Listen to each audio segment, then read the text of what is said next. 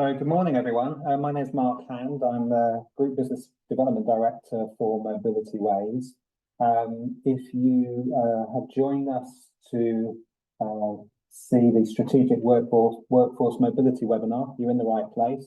We're just going to wait a couple more minutes while we've got more people joining, and then we'll get started.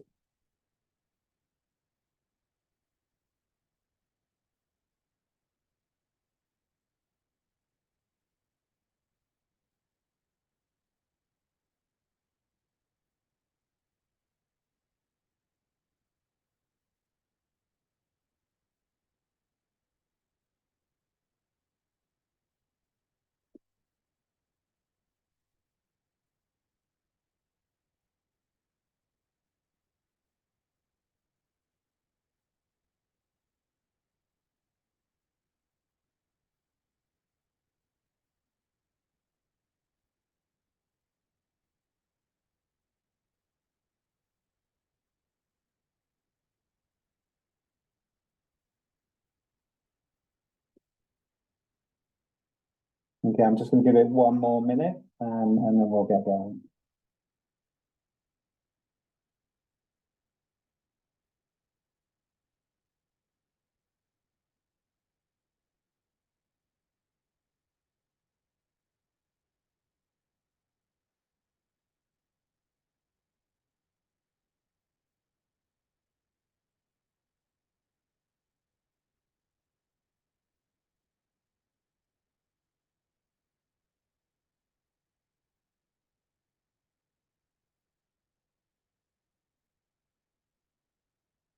Okay, so good morning again for those that have just joined us. My name is Mark Hand. I'm a director at Mobility Ways. This is the Strategic Workforce Mobility webinar, Advancing HR with CommuteIQ. We've got about an hour together, just under an hour together today. We've got a couple of really good presentations for you and 2 Q&A sessions. So you'll notice on the bottom or top of your screen, you've got a Q&A tab. Please do put questions in there at any time. We're really delighted to get those. It makes a much more interesting day when we've got a bit of a conversation going rather than just presentations. If I could ask Jackson just to move us on, please, to the first slide, and we'll go. So, major challenges for you as HR professionals. The sorts of things we're going to be looking at today are those concerned around recruitment and retention, hybrid working, benefits and well-being, implementing organizational change, and the E and the S in ESG in particular. We want us to focus on those. Next slide, please. So I'm going to hand over to Emma Bayliss. Emma's been at Select for 21 years as business director. She manages the sales and marketing recruitment division for the business. She's a powerhouse in the recruitment sphere with unparalleled experience, excellent reputation, and a wide network of connections. She works with some of the best businesses nationally and some of the biggest brands and agencies in the region. She has a passion for recruiting within the sustainability and tech sectors, and this remains a key focus area for her across the country. Emma, over to you. Thanks, Mark. Morning, everyone. Okay, so I am regularly talking to HR professionals and leaders within the role that I do at Select. And so I did a bit of a survey of some of the questions that are faced. So understanding challenges faced by HR professionals and leaders and how we overcome those. So next slide, please, Jackson. So the first topic we covered was looking at the most significant challenges that as HR professionals you face in recruitment today, particularly focusing on the hybrid working models and how do we address those. So some of the common themes that came out: salary expectations remains a common challenge, particularly post-COVID. So more often than not, talent is asking for potentially a higher than market rate. So it's about bringing those expectations down, but also tying that in with the expectation of individuals to be able to work from home from day one. I think with the cost of living constantly on the rise, many are keen to save where they can. So when you're taking into account fuel costs, parking, it's going to be deterring individuals away from going into an office. So there are a lot of individuals that when they're looking for their search criteria to start with, it's very much about how much can they work from home and just an expectation that that is going to be there straight away, as opposed to going in and almost earning that privilege. And I think just overall, it's about finding good talent, full stop. The market does tend to seesaw, as you'll all know. So one month it might be that client's king and you've got an abundance of talent. The next month it could be that there's very little talent out there, depending on the market. So a lot of things, I think, shift that. How do we address that? I think from talking to individuals, it's very much about being clear and transparent from the outset, both on salaries and your hybrid working models. And also, I think taking into account what hybrid working means to one business compared to another. Hybrid for one business might mean 1 day a week at home. For another, it might mean 4 days a week at home. So just being really transparent so that everyone has got access to, I think, yeah, the individual business culture, the goals, and I think creating a strong career path with that, and almost linking how reward and your ability, can keep those people and that talent retained in the business. Next slide, please. Okay, so then we focused on retention strategies. What innovative strategy has proven most effective in retaining your top talent in the organization? I think especially looking at in terms of balancing financial and non-financial benefits. So I think it was very much about being really collaborative, listening to your teams and being very supportive. And I think rewarding staff both financially, taking into account performance and impact on the business, but also non-financially as well. So we're looking at career development, flexible benefits, agile working. Many businesses, if they can't accommodate fully remote working, they're talking about staggered start, staggered finish times. I think company culture being at the heart of everything a business does remains vital. And I think in candidate searches, culture is always at the top there in terms of what people are wanting to join. And again, for businesses, they're trying to create that really nice culture that people want to be part of. And I think open plan office with an ability for all to be able to talk to all. So no, not too many closed doors, if any. And I just think, yeah, open communication within office. Okay, next slide. Hybrid working models, remains a hot topic, and I think obviously in the last few years it's become very, very important. And I think so many businesses are still struggling to adapt their strategies to be able to accommodate productivity in a hybrid working environment. I think if you look on LinkedIn, you can find several posts a day on this topic. Okay, so I think in terms of the answers that's come out from some of these HR professionals is that it's more about output than time spent on tasks. So what the individuals and what the business is trying to achieve, and actually how do we get there, rather than looking at individual clocking on time, finish time, KPIs. So it's very much about output, and I think more and more businesses are starting to come on board with that. And I think given that flexibility as well, so hybrid working models, we want you in the office, there's core days we need you in the office. Quite a lot of businesses are saying a Monday and Friday could be a work from home day, with the majority of people, if there is that hybrid model, having the Friday as the work from home day. Quite a few clients I spoke to actually need you in the office on a Monday. One particular office, actually, I spoke to a client yesterday. They've just briefed me on a role. The office is a local one, and their expectation is for 4 days of the week they go into the office. With the 1 day a week at their head office in Great Yarmouth, they're actually paying for fuel for all of the staff members to be able to get there. So they're almost accommodating that because they know that's going to be a big barrier to do a 40-mile round trip once a week. That's obviously impacting everything. So yeah, just having a lot of flexibility on that, I think. Next slide, please. Okay, we looked at employee benefits and well-being. Which benefit has had the most substantial impact on improving physical, mental, and financial well-being in your workforce? Private medical remains a hot request, both from candidates who are asking when they're letting me know their criteria of what they want from a business and what they want in terms of benefits. And I think more and more businesses are onboarding as well with offering that private medical. I think particularly in the last few years, well, they're incorporating mental health support as well, which obviously is key. For training to be proactive and training management to be proactive as well. So coaching others to empower their team, empower themselves, and to listen more. A wellbeing fund. A lot of businesses are offering wellbeing funds just for individuals to focus on themselves and to focus on some time away, whether it be a club that they join, a membership, counselling sessions. Clear pay structures and bonus incentives as well. Obviously financial in the current climate as well is very key.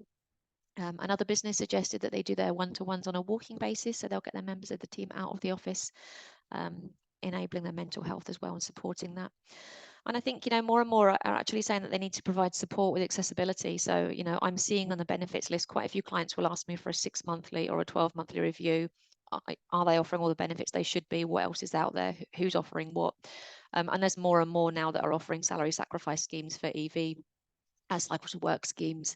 And trying to empower their individuals to look at sharing incentives. So if they are sharing lifts to work, they can, they're almost earning kind of house points or support for that within the business. So encourages working to come into the office on site as needed, but to trying to get those to do that collaboratively, which keeps costs down as well. Okay, next slide. And then we looked at implementing organisational change. What is your key approach to ensuring successful implementation of organisational change whilst maintaining engagement and support? So involvement of staff in business decisions where possible, and I know it isn't always possible, but to involve as many as possible when you can, if it's going to impact them in particular. Keeping communication clear and simple, and to give every employee a voice when it comes to decision making. And next slide. And the importance of employee involvement. How do you balance leadership decisions with employee input, particularly when implementing a significant change or a new initiative? So what was really clear from all of the answers from the individuals I spoke to was that people are key to leading change and making change happen, particularly non-management staff. So getting that empowerment over to those and that involvement from the teams. And a company, it really is nothing without its people. So showing involvement of people all around and support during any kind of transition periods and onboarding.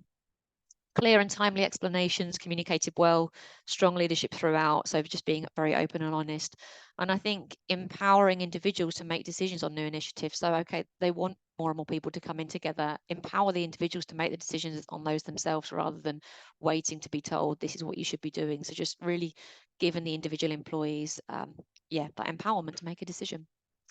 I hope that's all been helpful for you, just with a bit of a grassroots there of some of the local answers. Feel free to ask any questions. Hope that's okay, Mark. That's great, Emma. Thank you very much. I found that very enlightening as an overview. Again, if anyone's got any questions, obviously some have come in already, just please pop them into the Q&A. I thought, Emma, in terms of my role, I work closely with the health sector, financial sector, logistics, business parks, and so on. And across all of those areas, retention and recruitment is a major issue. And I also just doing some reading recently, found a people management survey that suggested nearly 1 in 4 of the UK workforce was expecting to change jobs over the next 12 months. And there's separate analysis by total jobs that a big percentage of those people see the commute as being a leaving issue. And when it costs on average about £30,000 to replace somebody that leaves, that's obviously a big issue. And it has led to a question that's just come in, which is, are candidates turning down opportunities because of commuting challenges or being unable to find a way to get to work? Yeah, I'd absolutely say they are. So I'll always try and cover that off at the beginning. So when we're doing almost a bit of a criteria of an individual and what they're looking for in their next opportunity. And so I'll always gain early on what that search looks like for them. Some candidates are happy commuting up to half an hour. Others want to walk to work. Others need to go somewhere, but they have to have parking. So on a regular basis, what maybe used to be quite an easy role to recruit for, say in the city centre, people are actually now saying, I only want to go on the outskirts because I don't want to pay £10-12 a day, particularly if you look at Cambridge or other cities where it's maybe £15-16 a day. So when you're taking that into account, how many hundreds it's going to cost a month, it definitely impacts the decision. And I think also when I'm getting briefings from businesses, I'm asking at that point, okay, what in terms of accessibility, is there parking? Do people car share? And I do get some businesses that hire spaces to rent out, that they're renting those to give to individuals. But again, even some of those in the city centre are saying that it's on a first come, first serve basis. So then they've got the logistical issue of people having to log on, book a space. And if they can't do that, they can't go into the office, or they have to pay for the parking. So it's absolutely a factor, I'd say. Okay, brilliant. Thank you. Another question that's come in. How important is it to empower staff to buy into sustainability goals?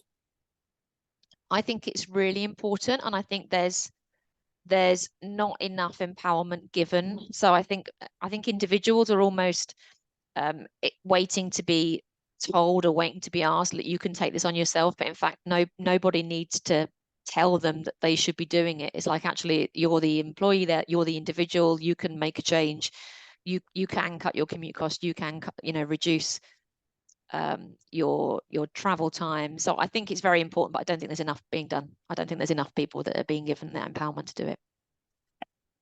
Which is interesting because, yeah, survey after survey says or suggests that we all want to do something about sustainability. But it's not our problem. Yeah, it's not our problem. But one of the easiest things we can do, of course, is change the way we commute to work. Okay.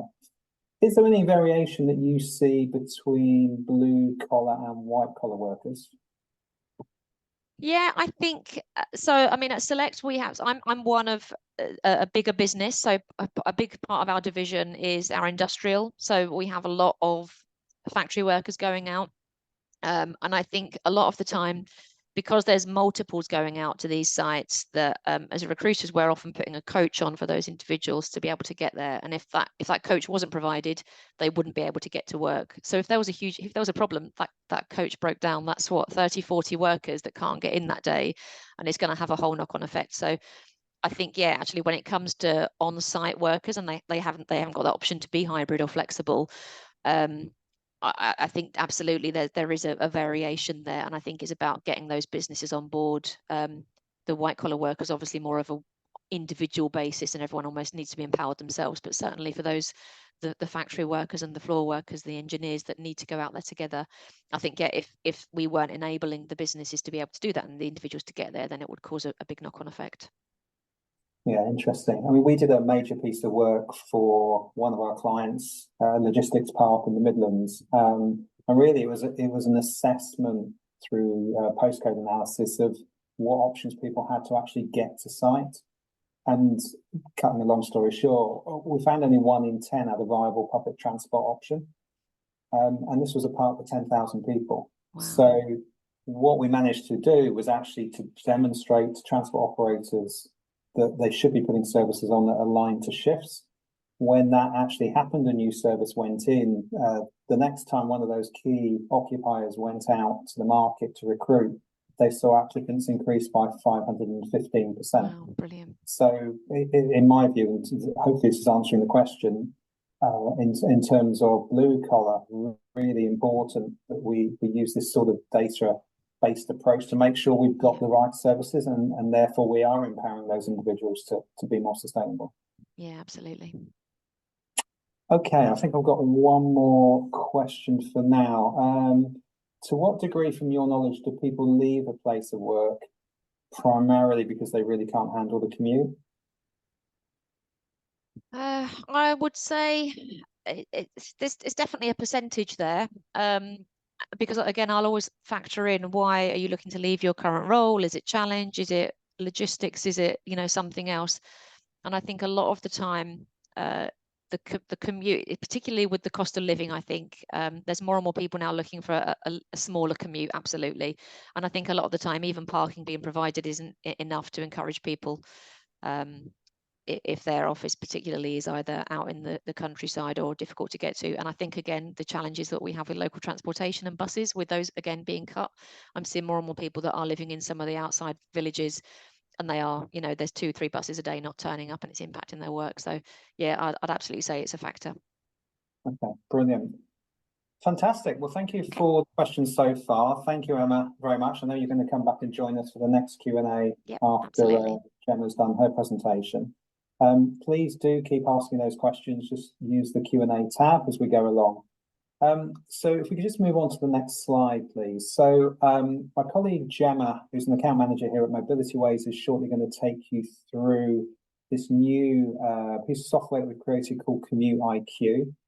It really is intended to tackle some of the things that we've been talking about, to make sure that we can help improve retention rates, support recruitment, inform those policies that you're developing and evolving around hybrid working, where best to encourage people to work from home from a sustainability perspective, enhancing wellbeing and underpinning those organizational changes. The first piece of work we normally do is a travel survey, because we want to understand how staff are currently commuting to and from work, and also where barriers exist to stop them travelling more sustainably, and where there may be enablers or incentives that would encourage them to try something different. So I think it was quite interesting that we undertook a survey recently of our membership and found, well, I think from about 7,500 responses, for the first time, individuals were saying that it was the main barrier to them changing their behaviour was actually the availability of services, as opposed to things like convenience and time and so on. And that was a significant majority who were telling us that. So I found that quite interesting. Next slide, please. So what CommuteIQ will do, as I say, that works alongside that data from the surveys, is to actually understand the art of the possible. So these are real world choices that exist for employees in terms of commuting, as opposed to their current behaviour. It will also flag up where we've got gaps in services, and therefore which third parties might we be working with to help mitigate those shortfalls, because that's about aligning services with needs of staff, which is exactly what we did in that Prologis example. And then what would be the impact? If we're able to actually change the way people commute, what does that mean across a range of metrics? So climate, financial, and well-being. And of course, built into that is also around retention of staff and recruitment of staff. So Gemma will take you through what is an evolution of what we used to call mobility scoping, and hopefully demonstrate how this will improve your appreciation of the opportunities that sustainable commuting can provide against some of these challenges. Over to you, Gemma. Thanks, Mark. I'm just going to quickly share my screen. Hopefully you should all be able to see that now. You just give me a thumbs up or just let me know.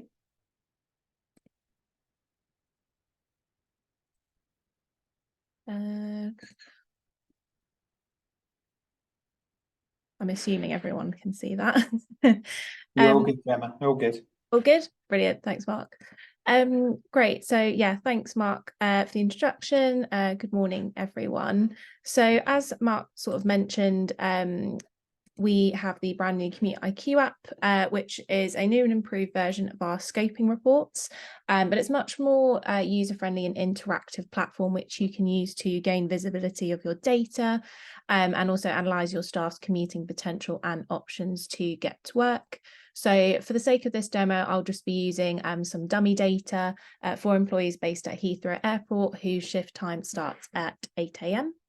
So the summary report starts by setting out the key statistics that you would want to consider. So they are the average commute distance, the driver lane emissions, sustainable options, and also the ASL opportunity. So for HR professionals, the key stats that you would want to focus on within your role would be the average commute distance and also the sustainable options. Understanding the average distance that your employees travel to get to work sort of day in, day out is really key when it comes to understanding the potential for and also the actual process of implementing different travel initiatives within your organisation to ultimately just help staff get to site. So these initiatives could look like cycle to work schemes, EV salary sacrifice, shuttle bus services, and again, we would help you with the implementation of these services. So the report also sets out the different modes of travel that your employees could be using to travel to site. So as you can see, we've got active travel, public transport, and also car sharing options. So in this example data that we're using here, we can see that 92% of employees could be car sharing to work, which is obviously a really high percentage. So it's the perfect opportunity for you as an organisation to explore the potential for introducing a car share scheme so that those who would struggle to get to work without a car can get to work easily, but can also share fuel costs and parking costs, which at the moment, obviously with the cost of living, is a massive one, and also helps to reduce parking demand and congestion on site. So as Emma mentioned, if you are an organisation that has to lease extra car parking spaces to make sure that you can give staff the opportunity to park on site, you can reduce the amount that you're sort of purchasing, and also just make sure that you've got a much more sort of greener site and place to work. We also have the option within the CommuteIQ to view your data analysis on a map. So you can see these employees are plotted as dots on the map. So all of these pink dots are employees. If I scroll out, it helps you to get an idea of, within this example, how far spread out these employees are in comparison to where the site is. So I'm just going to zoom in a little bit there.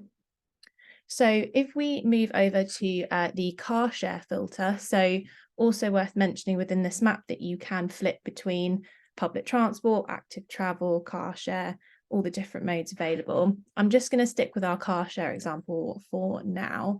And as you can see, the postcodes that you're looking at change in colour, and they reflect the car share matches that are available. So we've got a key on the right hand side here. So these green dots are employees that have 10 plus options available for car sharing. Green is 4 to 9, red is 1 to 3. So I'm going to focus on Watford here. So you can see we've got an employee in red who has only one potential car match. But if we go over to one of these green postcodes, you can see that this employee actually has 12 car share matches. So what can you do with this data? Well, the first is that you can use it to see clusters of people and identify what options are actually available to those employees to make their journey easier to site, but also the most sustainable. That's a really important one to consider at the moment. As Emma said, we are moving more away from purely working from home. Hybrid working is becoming more popular, and a lot of organisations are wanting employees to come in more often. So obviously that's a big consideration when you're looking at how your employees are currently travelling to site, but also when you are recruiting as well. So if we stick with our car share example, if I sort of can take this into consideration, obviously you can see that the majority of these employees are green because you've got a really big cluster here that live right near to site.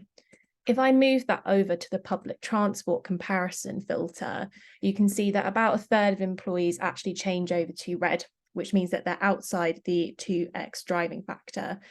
This means that if they were to travel by public transport, it would take them twice as long to travel to site as it would if they were driving alone, which means that they'd probably be less likely to actually choose that public transport option because it's just not as convenient to them. So what you can do is use this data to say, okay, well, these people, they're probably not really going to travel by public transport, but if we actually show them that they have lots of car sharing options, they're less likely to drive alone to site, which is obviously what we want to deter people from doing.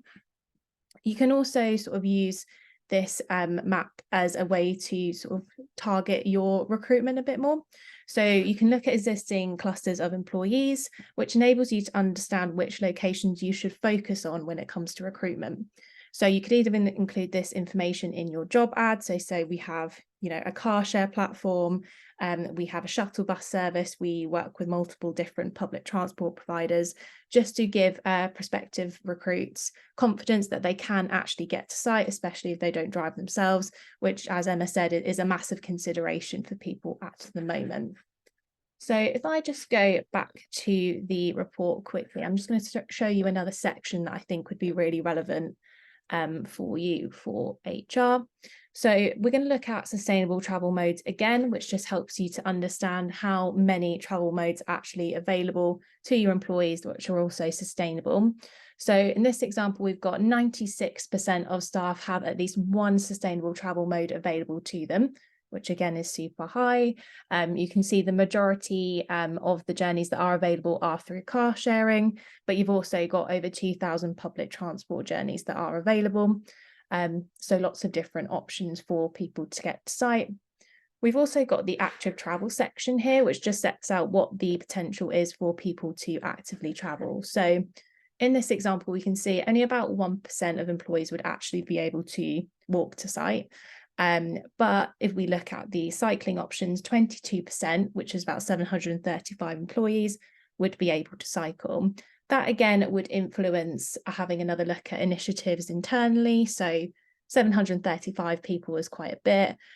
Could you actually introduce a cycle to work scheme, so you're rewarding people for cycling? Could that help you to make more of a case to improve facilities on site, so showers, secure bike sheds, internal sort of repair workshops, things like that. So again, it just helps you to sort of see the benefits of that, and also just encourage that well-being piece in terms of mental and physical well-being that comes with active travel. So you can include that in any sort of mental health well-being programs that you have existing within the business as well.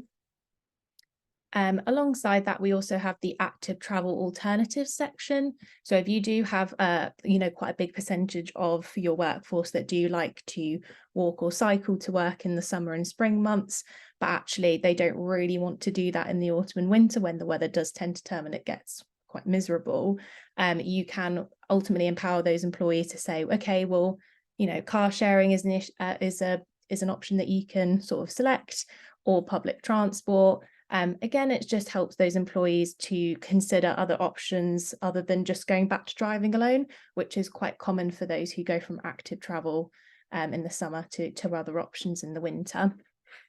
We then also got the car share potential section over here. So again, just going back to our car share sort of example. This helps you to, again, further understand and communicate the benefits that come with car sharing for your employees. So in this example, again, 92% would have a car share match within 1 mile of their home.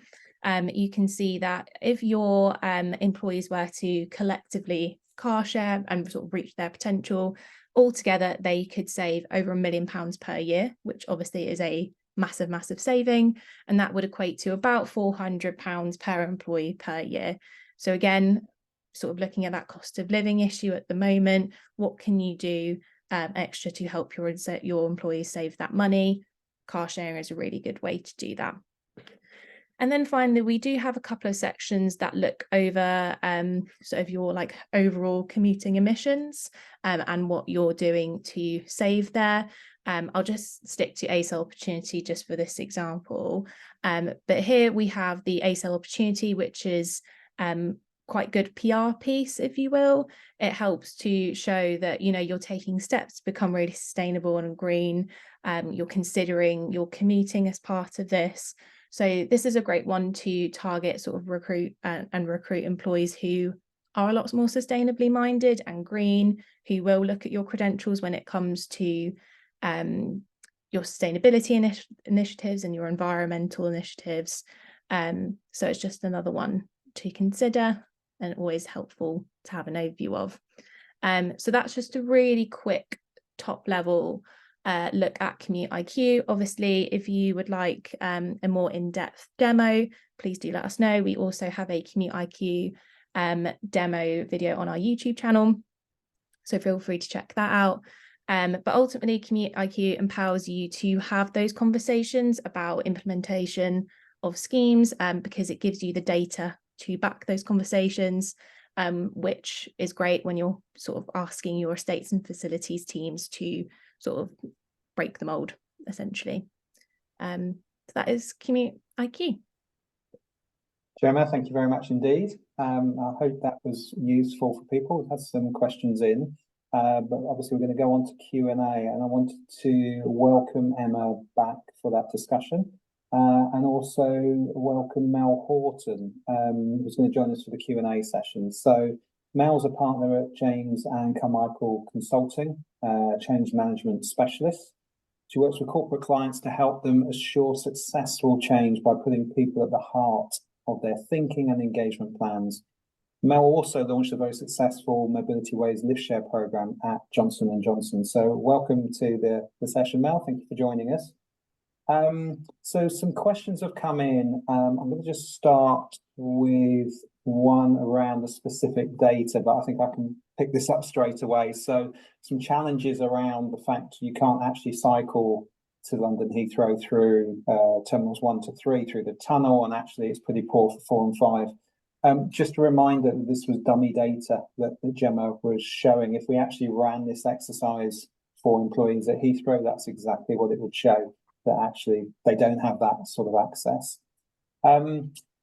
But a couple of other questions, firstly for you, Gemma. One around how CommuteIQ actually accounts for different shift patterns. Can you just give us a little bit more on that?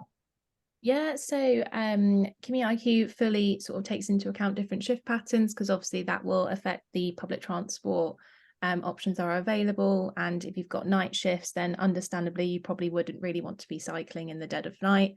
It wouldn't be the safest. So yeah, you can filter and add layers based on different shift patterns, take all shift patterns into account when you're analysing, or just select individual ones so you can really have a better in-depth look at what that looks like in the potential. Fantastic. And then one more for you. You mentioned the word viable a lot. What makes a mode of transport viable in your view? A viable mode of transport takes into account obviously what is the most sustainable, but also what's the most sort of realistic. The great thing about CommuteIQ is that it wouldn't recommend that you cycle to work if it's going to take you 5 hours, because no one's going to do that. So it does sort of take into account what is realistic. I sort of touched on the driving factor before. It does take that into account.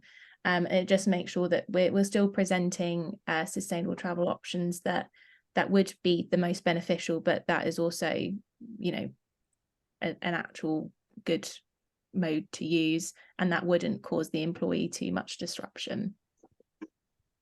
Brilliant, thank you. And Mal, we've got some questions for you as well. So looking at this sort of technology, what are the sort of precautions you need to think about when you're looking to implement something of this nature? It's a great question, and I think, you know, the first thing you need to do is ensure the technology addresses real issues. And, you know, clearly the level of analytics that you can go to with CommuteIQ gives you a huge amount of information about some of the challenges that people either really face or actually perceive they face. And I think when you talk to car drivers, very often the first reaction is, well, that wouldn't work for me. I can't, you know, there won't be anyone near me that I can share with, or, you know, I have other challenges. How would I get home if, you know, if my ride sort of falls through? So I think you have to really address those real issues for people. I think you've got to remember that tech and process work together. So technology is one part, but, you know, are there other processes that need to fit in with that? So how do people sign up for it? Do they understand how that works? Are the policies that they need to sign up for in order to use some of the technology solutions? So thinking about that. And the final thing really is understanding the adoption pathway for people. So we talked about communication and really, you know, making sure that people are clear and things are simple to follow. So understanding, you know, how do people get signed up? How do they start using? How are you rewarding them for that? Emma talked a lot about reward and incentivizing, and, you know, small incentives along that adoption pathway can just encourage people to take that next step to adopt. And the only other thing I would talk about is GDPR, and thinking about, you know, that permission to use that data and navigating that in your organisation before you even start, you know, thinking about this really. So thank you, Mel. And just on GDPR, my favourite topic, we have done a whole webinar specifically looking at commuting and GDPR. So if anyone listening would like to see that webinar, have that sent to them, we can obviously do that. Just let us know. Drop us a note or stick it in the Q&A, and we'll get it off to you as well. Okay, so in one sense, this is theoretical data. I'll probably challenge that a little bit. I think this is really powerful data. But how would you turn that into action plans? I mean, also, you know, great question, because it's super interesting when you see the power of the tool. But I think the first step is to identify the invested leaders in your organisation. Now, that might be you personally. You might be the HR leader that's struggling to recruit and wants to bring this to the board to get them to take it seriously and give you some money to invest in it. But when you've got those invested leaders on board, it's really about the insights and really understanding the issues. And I think in Gemma's talk, she really brought some of those insights out for people to consider. And so really understanding the problem and then being able to sell that to your compatriots who are going to make that budget decision to go ahead with this, and making sure, as I said earlier, that problem is addressed by the solutions that you're proposing. And again, Gemma talked about this leaning into wellbeing programs, cycle to work schemes, lift sharing platforms, and making sure that all of those solutions kind of come together so that employees have got viable ways to actually engage and sign up for these schemes to help them get to work. Yeah, I think that's really interesting. I mean, we work with some of the largest employers in the country, and part of our role really is to ensure that we support the champion of this, wherever they may be coming from, in terms of having this embedded in the culture, but actually accepted as a really positive thing by the senior exec team. So whilst we're focusing on the HR challenges today, actually this type of approach delivers in terms of parking management, in terms of financial savings, sustainability objectives, air quality, congestion. There's a whole range of things that would help to get buy-in from the senior exec team, whether it be facilities, estates, and so on. Okay, Emma, when hiring, how important do you think, I know we've touched on this slightly before, how important is the commute when hiring? So should employers consider the commute more, considering the cost of recruitment? So for example, the questioner has said, if you don't want to hire someone who then leaves because of the commute experience. I think it definitely needs to be discussed more. I think, it's not actually, when I'm getting a briefing for a role, it's often a question that I'm bringing up in terms of, okay, is there parking? Is there car sharing happening? What are the accessibility? It's not anything really that is often volunteered. So I don't think it's as high on individuals as a business's agenda as other parts. It's like, we need the experience, we need them to have this qualification, or we need them to have worked in this environment.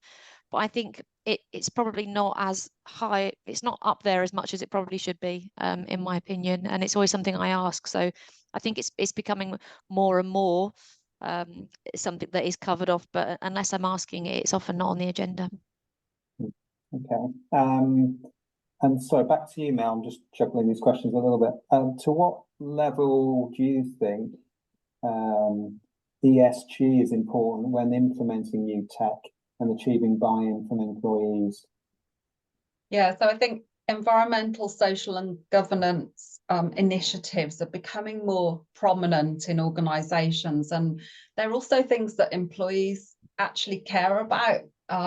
We talked about the culture of business earlier, and employees want to know what their employer is doing to get towards net zero targets. So I think it's really important, and it should help the community get on the agenda with some of these initiatives.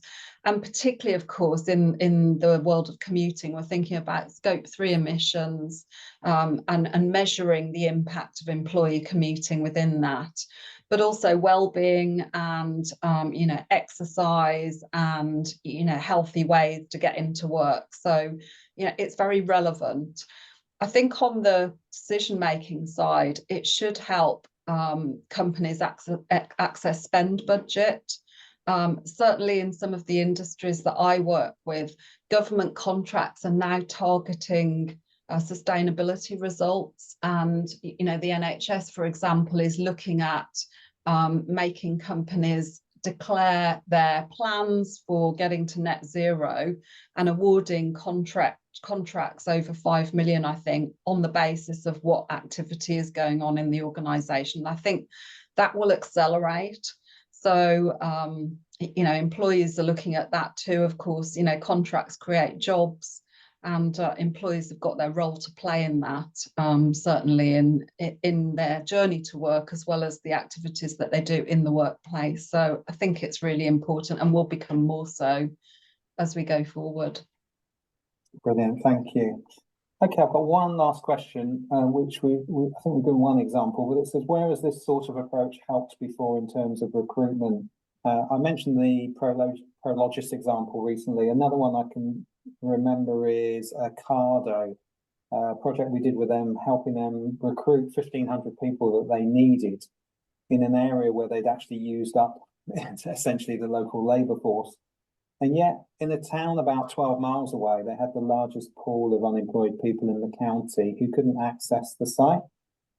So with some work from us using some of this data and also with LiftShare and working hand in hand with Stagecoach, we opened up access to that park, and we saw the largest fall of unemployment when we did that, not in the county, but in the country. Wow. So the potential of these tools to help with recruitment is really significant. So whether that's an office space, business park, logistics park, NHS, really across all sectors, call centres and so on. So I think it's something that this definitely has a major role to play. And I'm really excited about what's happening with CommuteIQ and where the product guys are taking it, because I think we can deliver even more benefits going forward. Okay, I've got no other questions come in, so I'd just like to say a big thank you to everyone that's joined us, and also big thanks to Gemma, Emma and Mel for being on the panel. We have recorded this. We will send it out afterwards so you've got a record. And yeah, thank you, and we look forward to welcoming you to a future webinar. Thanks very much and enjoy the rest of your day. Thanks for having us. Bye-bye. Thank Bye-bye. you.